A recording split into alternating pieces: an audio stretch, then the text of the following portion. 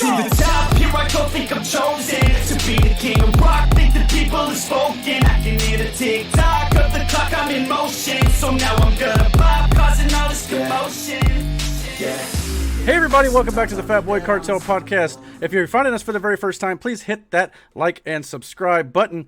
And of course, tonight we're going to do a review for WWE Backlash. And I thought before we get into the main show here, we would start off with a pre-show analysis a little bit, since I did watch a little bit of that as well. The only big things that really happened were Dominic was laid out backstage by Dolph Ziggler and Robert Roode before during the pre-show, I should say. They slammed a couch on top of Dominic to cast doubt on whether or not he would be able to participate in the match tonight. Thought it was a good spot, told a good little story here. We'll get into the match a little more once we get to the show, but I thought at least it was a nice little build toward that story. Then we had Sheamus offering up an open challenge on the pre-show when Ricochet answered the call. And I thought this, the whole Ricochet sound effect. Hate that. I agree. Fucking hate it. Yeah. I mean, it's not unlike WWE to add, sound effects and CGI things to entrances. That's for sure. So The CGI doesn't bother me just because I actually get to probably, since I'm at home, I get to see it. Mm-hmm. But it's the sound effects are so unnecessary. agreed. Yeah. So yeah. Like that is like too on gimmick. You know what I mean? It's like, all right. Mm-hmm.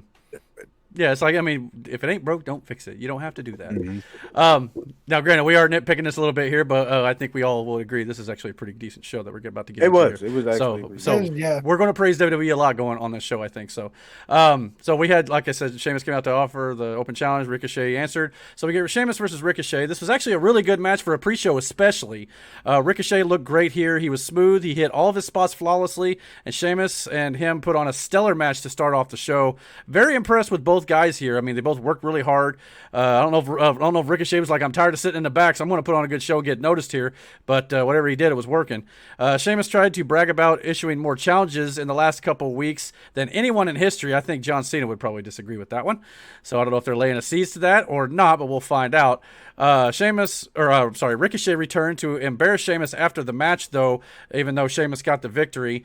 And he ripped Sheamus's jacket off, put his hat on, and then he did a dab on the Eric. Fucking Christ, that wasn't needed. I'm gonna need you not to do that ever again. No, don't ever do that again. You could have said dab and left it at that. I had to go through with it, man. That's the gimmick. No, you did not. No, you didn't. You had two options, and you chose the wrong one. Yeah. He chose poorly. Life is about choices. Kudos if you get that movie reference. But anyway, hopefully this feud here with Ricochet and Sheamus continues, because I love this match. I thought it was great.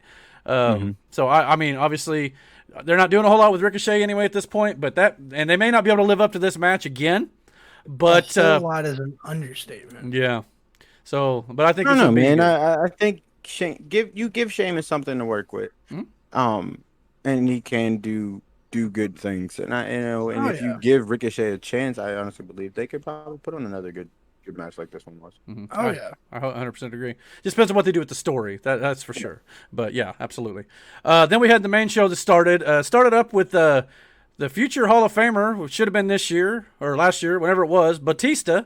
Narrating the opening of the Big Dave Batista, narrating the opening of the show with the promo package, because he's also promoting Army of the Dead during the promo package, which releases on Netflix next weekend. And we'll see a lot more than we bargained for when it comes to this Army of the Dead promotion a little bit later on. But I get it. It's WWE promoting one of their former talents, and obviously they did same stuff with The Rock and John Cena a little bit. So, I mean, I get it, but not to this degree, though. I feel no, and I think it's because he's a he's getting that Hall of Famer treatment. Yeah, and then he's got it. Yeah, it's fine and fair, but fucking Christ, it was weird. I'll give you that. It was weird. Yeah, off-putting, but I mean they didn't take away from. Anyway, we'll get to that. Yeah, we'll get to it. It was definitely the worst part of the show, but foreshadowing the hell out of it. Yeah, we'll definitely get into it. But we opened up the show with the triple threat match for the Raw Women's Championship. Rhea Ripley defending her title versus Asuka and Charlotte Flair. Mike Rome before the match, conveniently for some reason, reminds all of us of the rules of a triple threat match, which they don't normally do. But I guess it was just a good reminder for those who've never seen one. So I get that. Really? Because I feel like they do that every triple threat match. Maybe I've just never really I noticed. don't know. A lot of times when it airs on TV, maybe 'Cause I yeah. usually have to say, We thanks know. for reminding me. I just thought it was interesting how they focused on him here, and I thought part of me thought, okay, this is going to play to the finish or something. Never really did, but I kind of thought Not really. maybe there was a reason. But because a lot of times when they air it on TV, I feel like they kind of they may do it to the crowd, but a lot of times on television it doesn't really come off. They don't really focus on it too much. So, but anyway, it ended up being no big deal here. Charlotte comes out in this Cruella de Vil inspired outfit, and so with that movie coming out in a few weeks too, I don't know if there's a little. She probably just likes the character, the design. A lot of wrestlers do that. But we thought that was interesting. And she even had like this Dalmatian-looking attire on when she was wrestling. Yeah. So I thought that was interesting. Yeah, I was wondering what the hell that was. Yeah. I believe it was Damon's sister who pointed out the Cruella de Vil thing. So good call on her part. So yeah, a little shout out there for if she ever watches the show. But I don't think she does. Wow. My sister does. My sister does. Yeah. Okay. But we got a pretty good match to start the show, I thought. Charlotte does her daddy's flipping over the top rope in the corner spot. But the difference between when her and Ric Flair did it, Ric Flair does it because he was thrown so hard into the corner that he does it as a sell. Charlotte did it in this match because she could do it to counter the Irish whip. So I thought it did not really play well based on... Yeah, but it's a decent counter. It's a good way to transition to another move. So I get it. Yeah, I get it. But part of me is just like, maybe... That's the way I prefer it, but again, personal preference, minor nitpick. Hey, man, she's not her dad. Agreed. Well, no. Yeah. But to be honest, oh gosh, I'm gonna mess this up. Charlotte was probably the worst of all three in this match, though. She was doing a lot of stuff that really wasn't gelling too well with the other girls. Her moonsault to the outside, Rhea and Asuka parted like the Red Sea, and Charlotte basically overshot them and pulled both of them down with her arms. So I thought that was a little bit of a botchy spot. But to be fair, though, all three worked real hard and delivered a pretty solid match to start Backlash off to a good start. Some very good sequences between the three when you didn't know who was going to hit the other. A lot of good back and forth between them. Then Asuka knocked Charlotte off the apron, and Rhea hit the Riptide on Asuka for the win.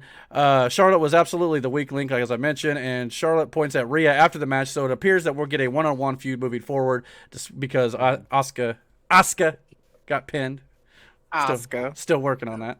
But I mean, just it really set the tone for the rest of the show if you look back at it. It did. With the way that they were landing these fucking kicks and shit. Mm-hmm. Fucking Christ, those kicks look just not. They look bad, but not bad in the sense of like not good. It like a misstep. It was just they were landing. they were landing, and it looked like it fucking. It's like everything was like snug. Like it set the tone for the kind of physicality that tonight brung, which made the show 1,000 times better. I mean, it's just like you said, it set the tone, and I hate it when we get these matches that, obviously you could tell it's flat out fake. A lot of this stuff, it looked like they were legit just whacking the hell out of each other. It was crazy. Yeah. And it made for much better matches, as we'll get into more of here. But yeah, very good opener to start this show, which I was very surprised by. Then we get Miz and Morrison in the back. Miz is concerned because Morrison has been failing him as of late and costing him stipulations and matches and things like that. Johnny Drip Drip. Yeah, Morrison is so cringe with this Johnny Drip Drip and the must moist see superstar stuff. I hate it. Agreed. It actually makes Miz look good, and it's saying something when Miz is the one not looking like the idiot out of these two. So at least I hate it. I mean, how far do you got to sink to make Miz look normal? So I mean, whatever. I don't know whose idea this is for Johnny Drip Drip, but it's not my cup of tea. They need to knock it off. That's what they need to do. Yeah, because I don't know if you guys noticed on this, like right here on the sides, I don't know if it was like hair dye or hairspray or something.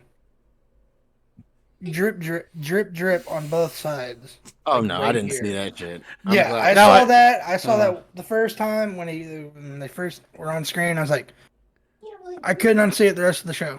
Yeah, now I'm not going to be able to unsee it ever as long as he keeps doing it because I'll be looking for it. But I mean, it wasn't good. They need to get Miz and Morrison away from each other, and Morrison needs to become a top level talent like he once was. But we'll see what they do. I still think maybe you ought to put Frankie Monet with him, put him down in NXT, or Frankie Monet move up to the main roster or something. So, but we'll see what they do. We have the SmackDown Tag Team Championship match. The Dirty Dogs, Dolph Ziggler and Robert Roode versus Rey Mysterio, because Dominic was unable to start this match for sure. Rey goes it alone here. Love Rey Mysterio's 1966 Batman gear. I will say that. Yeah. Thought that looked incredible. See, hold on, time out. Okay. Can we just take a moment here? Because Rey, his gear on a lot of pay-per-views. Yeah. Well, even some just regular shows. We talked about what happened at the end and that whole get up, because lately he's been killing it too. But Rey's is like on a different level. Mm-hmm. You know what I mean? And you look back to the history. it's just True, cool. yeah. Like the Joker one he did, the Avatar one he did, the one he did for the Lakers. All the WrestleMania ones he's done, which is all comic book related. Man, yeah. Wolverine for the Wolverine one, yeah. I for remember the that. first what was it, All In? Mm-hmm. Oh, the Flash one he did. Yeah. Daredevil, I think, 1 year. But we can go through them all. One. You know. There's just sometimes Rey's gear is just like. And he's been doing this since the early WCW days, even when it was just like the mask and the question marks and stuff on. But even so, that stuff was great too. And he had a Spider-Man themed one. Yeah, I think he did. He's basically, you name it, he's pretty much done it. So it's nice to always see him pulling out these new deals. So I'd love to see him. But the fact that Rey Mysterio goes this match alone begs the question to me, why is it whenever a heel just decides to take out one of the two of his tag team opponents, the babyface team has to either go it alone, and there's no authority figure either canceling the match, or they're definitely not changing it by adding another partner. Why is it? It just feels like the heel tag team could do whatever and get away with it. I'll tell you why. Because it shows the fighting spirit of that face. Right? I get that. I get that part of it. So you going into it, especially Rey, he's an underdog always. He's never going to give up. He's never going to stop.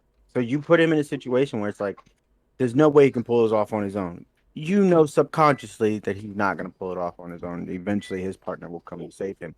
But he will carry that workload to plant that seed of doubt that maybe they should have called it off. Maybe he should have found a new partner. But that's not in your fighting baby phases to do so. So they will fight from underneath no matter what. And I understand that. But to me, it's more of from a management point of view, like, why wouldn't you say, all right, either you have to choose a partner or the match is canceled or something. It just seems like the wrestlers at a lot of shows call their own shots, get to make their own matches, and all this stuff, which is like, okay, shouldn't there be an authority figure deciding these things? I understand from the story aspect of telling the underdog story, that I totally get, but it just feels like there's no structure. Would you have felt better if somebody was like, hey, Rey, do you want another tag partner? Obviously, Dominic can't make it. If Rey would have said no, then you'd have been satisfied?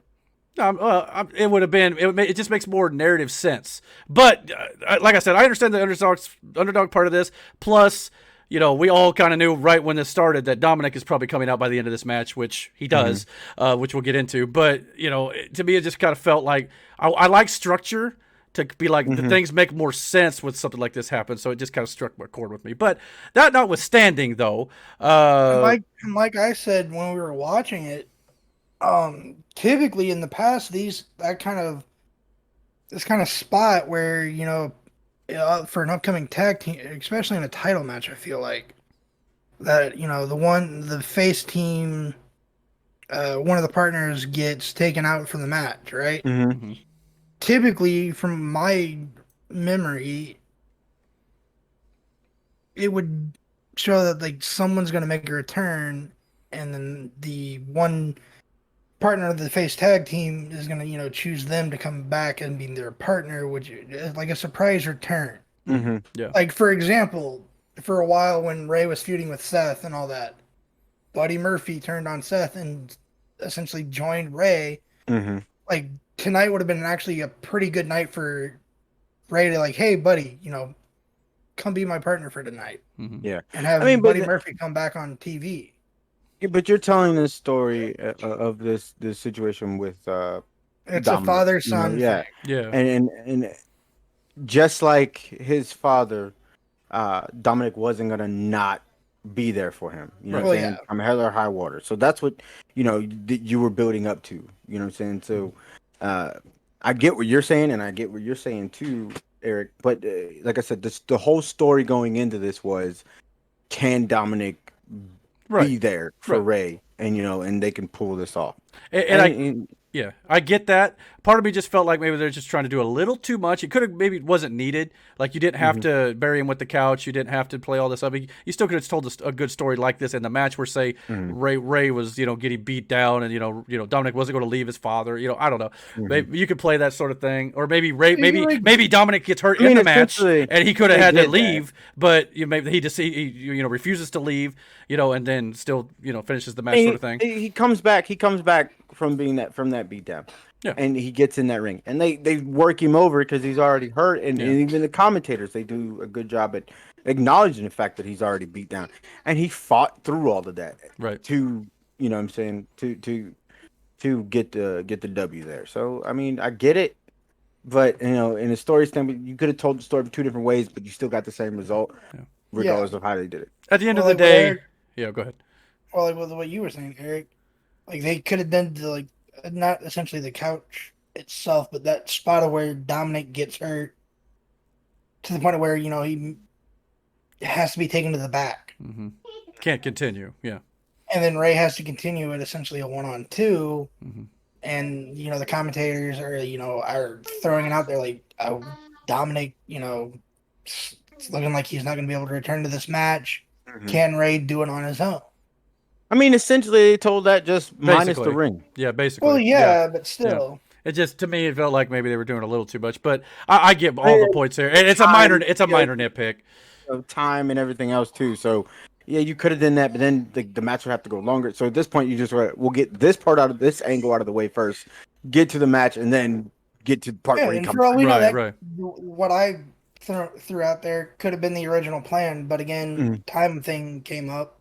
So like, all right, we got to move this Dominic injury ahead of schedule a little bit. Right. I mean, it was still a good match. Yeah. I mean, regardless of all this, the match itself wasn't too bad. There was a great spot where Robert Roode threw Rey Mysterio outside the ring under the bottom rope in a baseball slide formation, and Dolph Ziggler delivered a super kick to his stomach. Pretty difficult spot to hit, but it looked pretty devastating. Yeah, that was gross. Yeah. And of course, as we mentioned, as predicted, Dominic comes out at the end and calls for a tag. Ray almost lost this match because he didn't want to tag his injured son to protect him. Dominic eventually tags himself in. Lots of hot tags that were cut off and unsuccessful. Probably a record there for that, actually. Finish came when Ray hit Dolph Ziggler with a sunset flip into the barricade outside, and Dominic hit the Eddie Guerrero frog splash on Robert Roode to become the first ever father-son tag team to win the tag team championships in WWE history.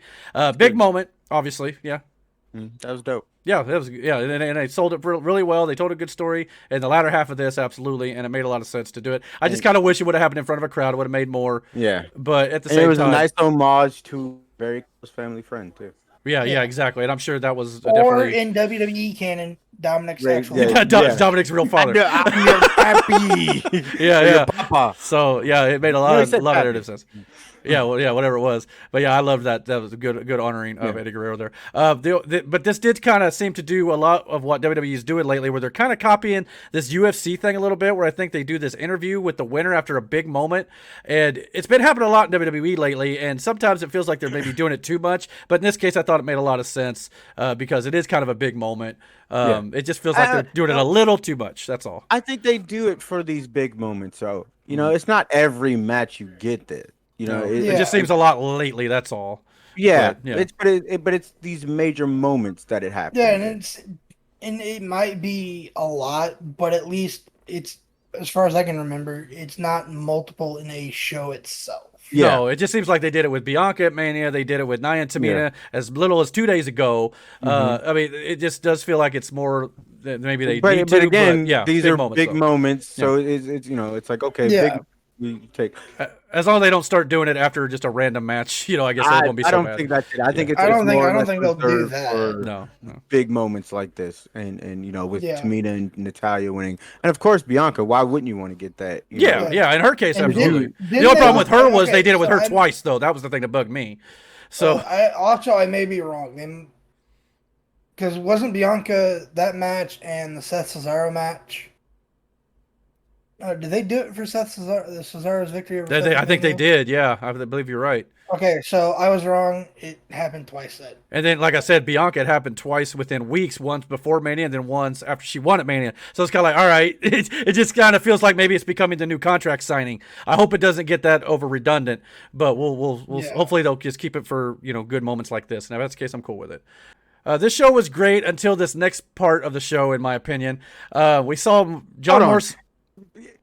Okay. It wasn't terrible because it didn't take away from the in-ring shit. It was just weird. Yeah. Because of what it was. Well, let me get into what it was here. But yeah, John Morrison was backstage. This part was really weird. He walks into a locker room, and it was literally full of zombies standing there, like waiting formation. So for the backstory, Morrison is Miz and Morrison are talking. Morrison's like, I'm gonna go to the Lumberjacks locker room and kind of grease their palms a little bit. Mm-hmm. That's where we're at now. Morrison's getting to the locker room of the Lumberjacks, opens the door, nothing but fucking zombies. Mm-hmm. Yeah, right. Okay, here's the thing: you can't grease those palms. All right. So these lumberjacks are calling it down the middle. They're not choosing a side here. Good point. That's not bad. Not a bad point. Actual down the middle calling. My thing with this one was he opened the door and he saw the zombies. Then he goes to leave because he's like, "What the hell?" And then he leaves the door open, which would then ensue in the zombie apocalypse confirmed for this world. So it's all on John Morrison. If I wake up and we got a zombie gnawing on my skull, it's Johnny Drip Drip's fault. Thanks a lot, bruh. Most moist seats guy. Yeah, this is a horror. To me, it was kind of. I get what they're trying to do here. They're promoting the Army of the Dead thing, but I'm getting the feeling the Lumberjacks are going to be the zombies at this point in the show. And sure enough, I was right. Jimmy. We also got Jimmy Uso. He walked into Roman's locker room and talks to Jay. That's when Roman walked in. Jimmy wishes his locker room. Yeah, his locker room. Yeah, which looked like I think Damon said a hotel room. Like a fucking hotel lobby. Yeah.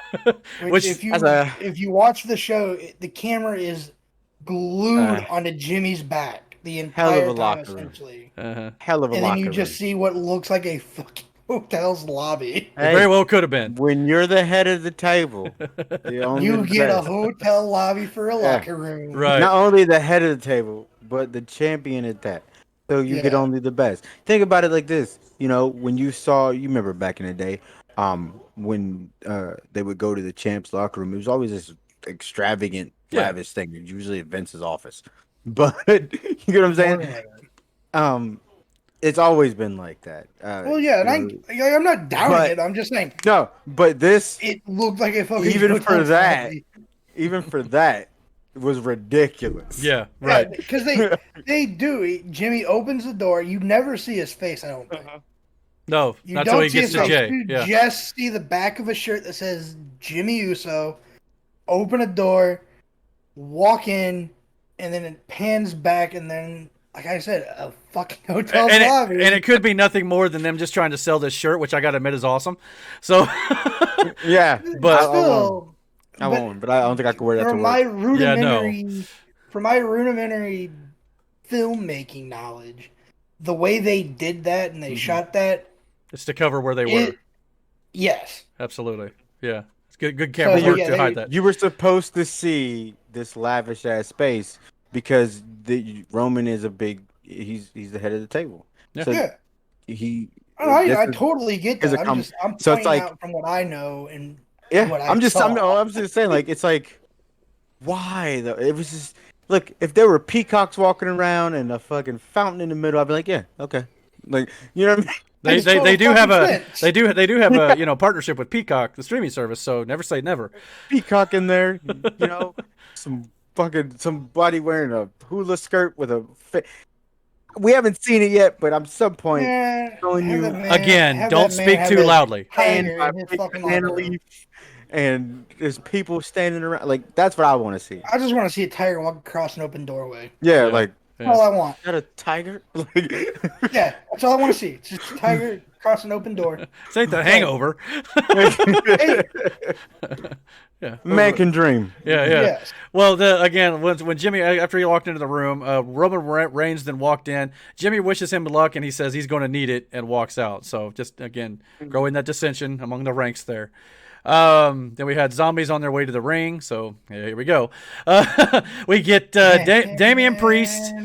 Yeah, Damian Priest versus The Miz and a lumberjack, which the lumberjacks were, I kid you not, zombies. Corey Graves summed this up very well at the beginning of this. He said, "This is insane." Indeed it is, Corey. Indeed it is. He said, "Don't adjust." No, we are not restarting ECW. Yeah, that's what he said. He's like, "Do not adjust your screens. We are not reenacting ECW." It's a great line. You know why? You know why he said that, right? Vague idea. Well, what's your vague idea? Well, I got a vague memory of is what I mean. Okay. But go ahead. So, if I'm not mistaken, now you can fact check this, Damon, but there was a wrestler who had a zombie gimmick in ECW. Okay. In 2007, I want to say. It was after the revival type shows they did for ECW in the Hammerstein Ballroom. Man, I don't remember this at all. It was one of them was when RVD won the title off Cena. Okay, yeah. I remember that, but yeah. I think it was after that when they revitalized ECW, where it was that he was there before. Silver Eagle. Yeah, he was there before. It was the ECW Zombie. Yeah, wow. He was there before. That's what Corey was alluding to, the ECW Zombie. Gotcha. Yeah, he was in ECW before they bought WWE. Bought them. That was not a made character for WWE. That character already existed in ECW. Gotcha. I did not know that. Yeah. All I know is regardless, I thought this was a great line. The WWE version of ECW will live in infamy because of it, because it was night one of that show.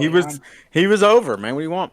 It was back when they had ECW on Sci-Fi. Yeah, the zombie was over. I mean, and everybody hated it. Because I remember this was a long time ago. We did a Halloween gimmick wrestling match, and one of the guys dressed up. He had the zombie mask on, because that's what the dude wore, like one of those zombie masks. A gray hoodie and fucking jeans. That was his attire. And all he would do was come down to the ring and just lay in the ring. That's it. He didn't do shit. He just laid there. Oh yeah. Yeah. Well, I mean, zombie was over as fuck, dude. Well, we'll see how the zombies go with the fan base tonight. I got a feeling it might not go over as well, but probably not. At the beginning of this match, John Morrison quickly got out of there. He ran away, leaving The Miz to fend against Damian Priest on his own. He would return later, though, to do parkour on zombies, which was interesting. This was a lot. Man, he does great parkour. Yeah, don't get me wrong. The dude's athletic. His side flip off the steel steps into like 3 zombies. Mm-hmm. Yeah. Fucking gold. There was a lot of crazy zombie shenanigans during this, obviously. And Damian Priest won the match, but the zombies swarmed the ring and feast on Miz after the match. Obviously, they also drug Morrison behind the barricade and basically ate out his brains as well. So if the Miz and Morrison are not zombies coming into Monday night tomorrow, it's a missed opportunity, in my opinion. New gimmick confirmed. If they are not zombies tomorrow night on Raw, I riot. I mean, I think what's going to happen is this is the way to get written off TV for a while. Let's hope. I mean, he's doing the Johnny Cage thing. I think he's not doing the Johnny, not right away anyway. I mean, he's not going to be Johnny Cage, dude. I'd be surprised. I'd be surprised if that's actually a legit thing. But you never say never. He is acting a little bit now. Man, tell me he wouldn't be a good Johnny Cage. If I had my, I'd probably get behind it eventually. If I had my pick of the two we were talking about, like Ryan Reynolds and Miz, I'm taking Ryan Reynolds. To me, it'd probably just be an unknown, though. I don't think they're going to do, that's would. Kind of what they did in the first film. Well, there were some character or actors in there who were known, but I didn't know a lot of them, that's for sure. But we'll see what they do. But yeah, I just feel like it's time to break Morrison away from Miz. They're probably still building to that. I mean, they were in bunny costumes a month ago. I would not be surprised if zombies is next. So we'll see what happens. But that right there is the worst part of the show. So that being said, the rest of the show wasn't even the worst part. Like it was. Like I said, we were watching it, and at the end of the pay-per-view, outside of the lumber zombies, right? Yeah, the match itself. The wrestling part of that match was actually still. It was well choreographed. I'll say that. So, I mean, yeah. So I mean, I think you failed to mention, Eric. Damian Priest and The Miz put their beef aside for a good quick second. For a minute, yeah, they did. And fought the zombies together. and then turned on each other right after. Yeah. He was like, they fought him together. Yeah, I and- forgot that part. And that Miz went for a high five, then immediately kicked or tried to kick Priest. Yes. But And as Corey Graves says, fighting zombies is an embalming moment. yeah, it's like that. He had a great line, and then he had a not so great line. But I guess Hey that's. man, you can't write gold all the time. I guess not. Yeah, dude. All right, we also after this we had Jimmy met Jay again in the hallway, and he said his shirt should say he's Roman's bitch, and that did not make Jay very happy. Why you emphasize bitch so hard right there? Why you put it there like that? You just like, you Roman's stuck the bitch. Yeah. Because that's kind of the way he stuck said it a little it, bit, bro. but anyway, it did not sit well with Jay here for sure. Not going to lie, because for me, He does all the time. huh? What's that? I didn't hear that. I'm sorry, you were cutting out. You good. But anyway, Nah, you good. all right. Anyway, not gonna lie. After the zombie stuff, it took me a little bit of time to get back into the actual good pro wrestling that was going on in this match or in this show. So the next match was kind of not so good for me at the time. But I will say this: WWE then does SmackDown Women's Championship. Bianca Belair defending her title against Bayley. And the first thing I noticed was WWE has this thing when a lot of the fans complain about something, they simply amplify it and do it more. So we get a lot of Bayley's cringy laughing during her promo and her entrance. Maybe it's just a nitpick on my part. I guess she's supposed to be the annoying heel, so she's playing that up to full effect, but I just could do without it personally. But again, minor nitpick. The match itself was great, though. Even though I wasn't too much into it after earlier, there was pretty good. Bianca Belair got the win when she wrapped her hair around Bayley's leg to help her get the cover. They have a good opportunity here, in my opinion, to make a good storyline about whether her hair should be allowed because it's a part of her body, but it can also be used to her advantage. As Damon mentioned before, Times. Yeah, but like I said, when you have wrestlers who use everything else they can to try to win a match, and then she uses something that's a part of her, it's not really a fucking weapon. I get that you can use it as a weapon, because if you classify that as a weapon, but then when you remember when Hulk Hogan had that fucking weight belt, he used that and nobody said anything. Yeah. Well, are you talking about when he used it in WCW? No, he had it. He had the weight belt too, and when he was in WWF. Not maybe right before he left early on in '93, but it wasn't for very long. But and who? Oh, fucking Ryback. But at the same time, if we're going to say that's okay to use like a weapon, when QT Marshall used it on AEW, we criticized that. So with the weight belt thing, I didn't know QT Marshall used. On Cody Rhodes last week, Yeah. so or whatever, Blood and Guts. So I'm just saying. But that's like blatantly in front of the Now- ref. and we're talking about a body part. It's a little different, but yes. With Bianca and the hair thing, it's the first time this is going to be on probably the video in the most part. But my sister will attest to it. I know I've essentially bitched to you guys about it. The whole hair thing and the whipping and the using of the hair as such, like she did tonight, it just gets under my skin.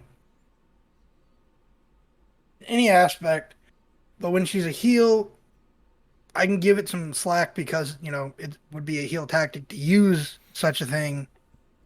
Agreed. Yeah.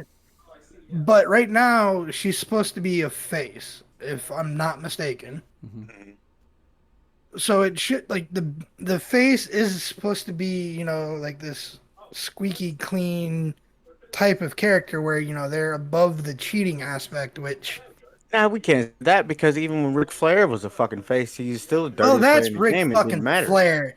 But That's you Ric can't Flair. give credence. You can't just give a pass on one and then criticize the other. It's the same shit. I mean, in this case, again, since it's a body part, it's kind of like, okay, you're being resourceful in a way as a baby face, but because it has been used against her before. And Bayley was trying to use it against her in this match a few times. So, I mean, I get both sides of the argument. I just wish you wouldn't use it at all. That's just the ultimate thing there. I just wish you wouldn't use it at all. Then. But I like I said, though, I think they have a great opportunity to make this a storyline with Bayley complaining, well, she used something that she shouldn't be able to use. And she should. Yeah, And this would she be probably good. will. I like the fact that they may address it. I hope they follow up with it that way and not just forget about it. Bayley is a heel, so if it would be great for her character to do so. She felt cheated, whether she was or not. She was trying to cheat herself. Exactly. But again, that's a heel thing to do. I'm not cheating, but you cheated me, so we're gonna try to. I guarantee you, it's gonna come to a match where Bianca's not gonna be able to use that hair as she usually does. Right. Next It up, would be funny to see it wrapped up in a big ass spiral though, because it's a lot of hair. I don't know if you can. I don't know if you can wrap all that. Then she can just headbutt someone with it and stab them. Like a reverse unicorn situation. I mean, that's one of those deals. If she ever gets like a hair versus hair match, she has to have it cut or something. Which may be what they're leading to, actually, because they made a point to show how Bayley likes to shave the names of her opponents, or what she calls them, on the back of her head. That may be somewhere they're going with this, and maybe Bayley loses, but at the same time, whenever she gets that cut off, that's going to be a moment where I think Bianca would have to cry, because that's a lot of hair to get rid of. But yeah, we'll see what they do. They definitely. It'll probably be, if that ever comes to be, man, they better be slipping Bianca some real, because I'm pretty sure she probably would be okay with it too. Yeah, I think she probably she strikes me as one of those who'd be willing to do it for the character and all that sort of stuff. So we'll see what they do though. But yeah, definitely opportunity ready to happen. Next up, we had the WWE Championship: Bobby Lashley versus Drew McIntyre. Holy Jeebus! I mean, just this fucking match. This was just three big hosses doing hoss things. Compared to these three hosses, though, this poor referee looks so out of place. I mean, so small, man. Looked like a tiny child that they were about to, eat or something. Brand, you said big hosses doing hoss things. Sometimes they were not doing hoss things. No, they were doing. Oh, they were doing luchador stuff. I mean, and we'll get into. They were doing flips and things like. Hold on now. Well, just to kind of start things off, they got a bit of a brawl, obviously, and then Drew and Bobby then put Braun Strowman up in a stalling suplex. That was incredible, and then Braun lays out for a crossbody with a twist onto the outside on both men, and boy did this suck, especially for Bobby Lashley, who ate all of Braun's body weight in the face for the most part. These three then beat each other from pillar to post. Drew eventually threw Bobby through the Thunderdome set out by the entrance. It caused all the Thunderbolt. Well, it caused a lot of thunderbolts. All the electricity started sparking. So that laid out Bobby for a little while. Then Braun did a dive onto Drew, where Braun laid. Well, that took him out for the rest of the match. Yeah, it did. You're right. From that point on, Braun did a dive onto Drew, where Braun laid his entire body weight on Drew. I'd be surprised if Drew doesn't have broken ribs after this. I'll eventually get the names right. Then immediately after this spot where he landed on his ribs, Drew then delivered a Michinoku driver onto Braun, which, bro. Michinoku driver, like I don't know. How? Anyhow, Drew then went for a Claymore on the outside, but Braun caught him and put him through the announce table. The finish came when Drew hit a Claymore after he recovered from the table spot, but Bobby Lashley snuck in at the very last minute in typical heel fashion, and then tossed Drew onto the outside to hit a spear on Braun Strowman for the win. I personally didn't feel this finish did Bobby Lashley a whole lot of favors in such a way, but it does fit the character because he is a heel and he snuck in to get the cheap victory. But it does appear that Drew and Bobby could probably continue. My only nitpick is that this is the exact same thing they did earlier on in the women's triple threat match, where the loser is pretty much going to be the one out of the equation here. So they pretty much carbon copied that into this, which they've been doing the last few weeks on different shows. But there's not many ways you can go about it, dude. Like I get it, but same show literally an hour ago. That's all. Still, like. There's really that's no essentially way what happens when you book yourselves into triple threats. Yeah, you can. You're right. Someone's going to be the odd man out after the fact. But again, another minor nitpick. This match ruled. Sounds like at this point in the night, this is match of the fucking night. At this point, but then we still have the main event to go. It sounds like Drew and Braun are going to be in a Hell in a Cell because they moved Hell in a Cell to June instead of the normal October date. In this case, it's definitely the right move because to me, instead of booking a gimmick match because the show is coming up on the calendar, they're doing it the right way this time and booking the gimmick because the feud calls for it. It should be the blow off for Bobby and Drew because they had their match at Mania, this triple threat match, and now they'll probably get their big Hell in a Cell match for the payoff. So in this case, great. About time. They decided to book it properly. But you guys have any thoughts on that? That's going to be disgusting. Mm-hmm. That's going to be brutal, and it's because like if ass for both of them. Yeah, because I mean they beat Drew and Braun beat the crap out of each other in this match. Oh. I can't imagine what it'd be like Hell in a Cell. You know what I mean? They may not be able to top this, but I mean, they may still have Braun in the equation too. Braun's not. I don't think Braun's going to be in the Hell in a Cell. I wouldn't think so. Oh, not Braun. Yeah, Jesus Christ. It's going to be Bobby and Drew. Bobby and Drew. That's what I meant to say, not Braun. My bad. I mean, never say never. It could be another triple threat, but chances are it's Bobby and Drew. Yeah. They had Braun in that Hell in a Cell match, and fucking Christ. But they've like I said before when we were watching the pay-per-view, it's still that sense of though. The reason why you can keep going with this is because you haven't had that one-on-one definitive I can beat you without any help situation. Yeah, because Bobby beat Drew at Mania with a little interference from MVP. Mm-hmm. Yeah, but he also did choke him out too. I mean, I guess you could tell that story that he had a little help, but it wasn't a great deal of help. It was that distraction though. He was going for the Claymore. MVP yelled his name, took that minor second, and then boom, he got hit. And that was okay. Well, I guess that's the case. But yeah, I just appreciate the fact that they're finally, building to the gimmick because it makes narrative sense and not because hey, Hell in a Cell's coming up, we got to do a Hell in a Cell match. So kudos to them on that. I will give them a lot of praise because that's been one of my major criticisms. So great job. Then we have the Universal Championship match. Speaking of great matches, this here is I'm calling it probably a match of the year candidate for both guys. I don't care what you say. Roman's music is dope. Yeah, right? Let's point that out. And to me, as I mentioned when we were watching it live, Roman's gaze is the whole reason why the entrance works. Without him and his character, that it doesn't work.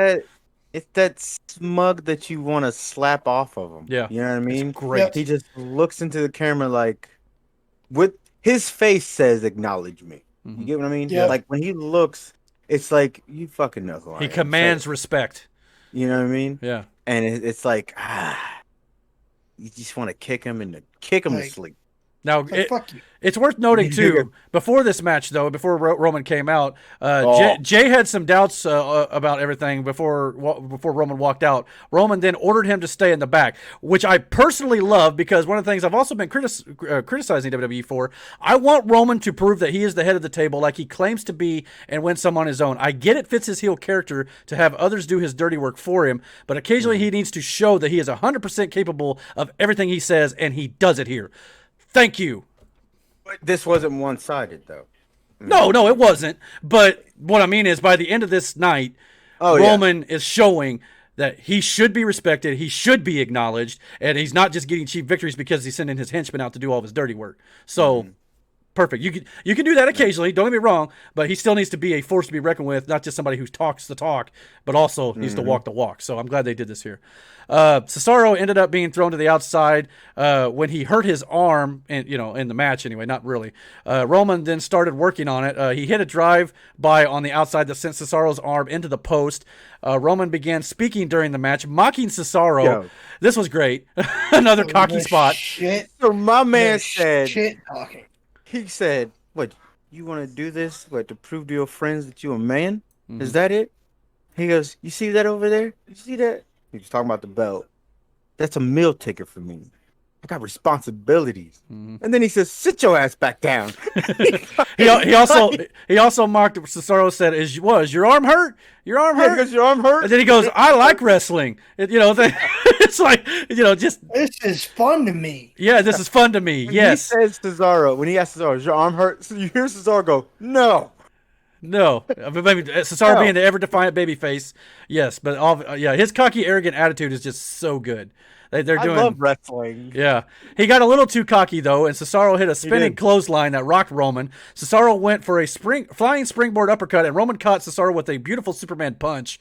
Some more back and forth. He got height. Yeah, he got height on that. Yeah. Cesaro went for a pop-up European uppercut, but Roman countered into a guillotine. Cesaro fought out and locked in a sharpshooter. Cesaro transitions into a crossface, which is the exact same move that Daniel Bryan made Roman Reigns tap out to. Great storytelling and following through on that previous feud. Amazing. Good job. Roman then battled out and proceeded to ground and pound on Cesaro. He caught him in another guillotine, and Cesaro continued to battle doing the valiant babyface thing. But finally, Cesaro has to succumb to the guillotine as he passes out. Again, match of the year. This was great, and for once, like I said, Roman wins without help for the first time in a long while. Kudos all the way around. Loved this. Now, we'll say this about the cell job Cesaro pulled off. And it was something subtle, but it made perfect sense. So Roman chokes him out. He's out cold. You know what I'm saying? He takes You the don't hero's see this. way out. Yeah, so you don't see this much. It never really happens like this.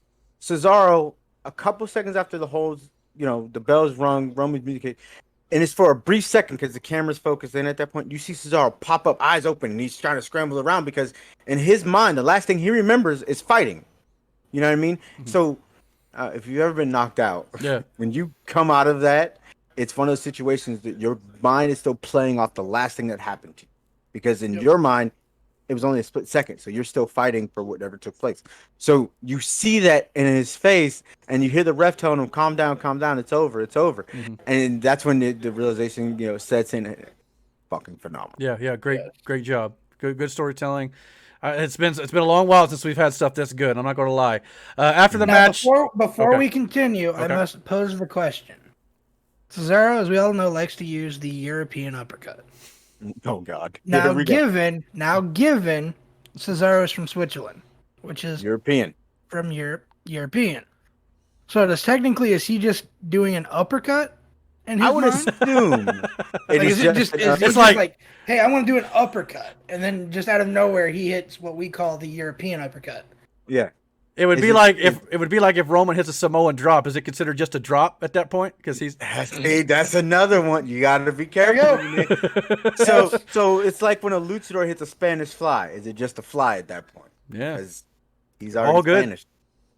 Well, see, I mean, don't be profiling. You don't have to be Spanish to be a luchador.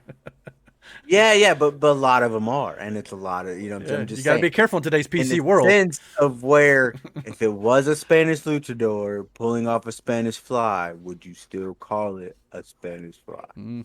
Yeah, just got to be careful. But food for thought. Excellent point. Good food for thought. Think about that. After the match, Jey Uso comes out and wraps basically a Samoan. What is it, a lei? It's a lei. I forget the significance of it. Basically honoring his tribal chief. Yeah, because it's not your traditional lei. Most of them with flowers and everything. It's something else. It's a little different. It symbolizes the chief, the head of the table, like the high chief Peter Maivia type stuff. But he wrapped it around Roman's neck. Roman then orders Jey to assault Cesaro. No, he didn't order it. Oh well, Jey says, "Okay, let me get him, Moose." Okay. So Roman takes a second. He goes, "Get him," and then that's when. Gotcha.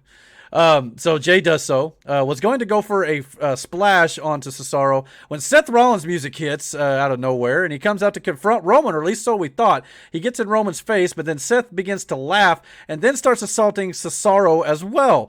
Then he's the only one assaulting Cesaro at this point.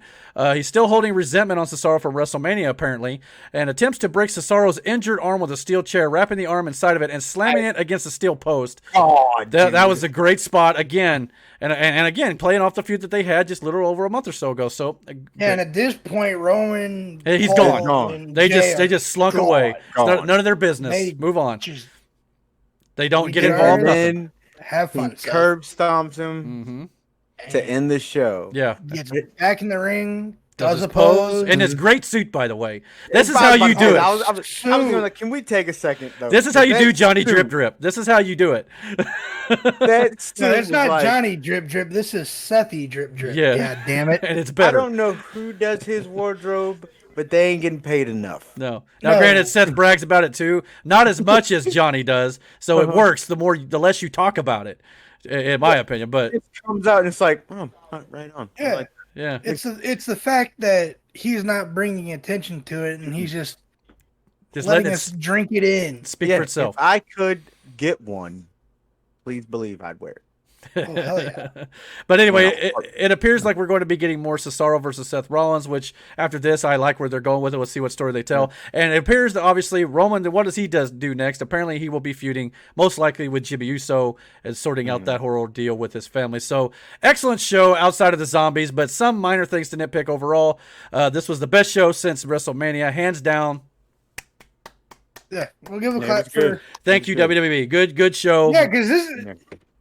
To even give more credit to this show, I wouldn't necessarily say excited, but I'm interested. I am more interested to tune into Raw tomorrow night or tonight when this is probably going to go up. Now tune into Raw tonight to see how than this I plays out. have been the past few weeks since we've been doing this. Yeah. And I'm excited for SmackDown because I want to know where this. Oh, yeah. Well, Cesaro... that too, yeah. twofold, yeah. With mostly SmackDown, just because most of the better matches were from SmackDown. Yeah, Mm-hmm. that's true. Like Yeah. with the Bailey Bianca, I gotta wait till fucking Friday. Mhm. Roman and that whole stuff. We'll Friday. see. We'll see who. Seth and Seth and Cesaro. Yeah. Yeah. We'll see where Man, who the know- Mysterios get as a challenger and things like that. Here- That too. here's the thing. It's just now, we get to see Cesaro without all the athletic tape on him, and Seth does this shit. So now we're gonna get Cesaro with the athletic tape again. You know what I Yes, mean? it's possible. Yeah. I mean, there's not much else we could say about it outside it was good. great booking, great storytelling, good matches. Like I said, minor nitpicks. Maybe could have done without the zombies, but I get why they were doing it. The movie's coming out And this week, please. so yeah, Please let Roman do more ad libs in the ring. Oh absolutely. God, yes. Let him Roman shit is talk- on fire right Let now. him shit talk everybody. That was some of the best. When he said, "See that? It's a meal ticket for me. Yeah, I got responsibility." And he's like, "Sit your ass back down." It was great. Absolutely incredible. Well, anyway, I think overall we love this show. It's hard to get much better sometimes. I think lately this is one of the best you're going to find in a while. Definitely go check out WrestleMania Backlash. I didn't think it was going to be this good, especially since they called it WrestleMania Backlash. We all kind of, crapped on Man, who that. knows? The fact that they had at WrestleMania the name put a fire into their ass or something. Maybe. I don't know. But whatever it was tonight. I don't want to say this is necessarily on a WrestleMania level, Mm-hmm. but as in terms of in-ring stuff and the way it was, like the stories were told, Mm-hmm. WrestleMania type of thing. Yeah, they definitely made it, especially the two title matches at the end, out to be big deals, almost WrestleMania caliber, deals. So they really definitely drove home the point that these are important matches, and the superstars in the ring delivered in spades. So yeah, absolutely, great show. Yeah, if for some reason, if it's a mental thing for the writers, like oh shit, WrestleMania is attached to this, we better write good shit. It would be dumb as all hell, but add WrestleMania to all your papers. I was gonna say WrestleMania SummerSlam, WrestleMania Money in the Bank. Let's do it if that's all it takes. Rename the company. It's WrestleMania. Agreed. Yeah. Absolutely. But anyway, we like this show, but what really matters is, what do you guys think about WWE Backlash? Comment down below. Let us know. Hit the like and subscribe button. And don't forget to hit the notification bell so you get all the notifications about when we put up new content on our channel. And until our next video, guys, take care. Goodbye. Yeah, ready to go, man, lock and load. That's right, I swear to God that I could drop you, bro. Yeah, I got a shot and I ain't stopping, no. That's how I know that I'm unstoppable.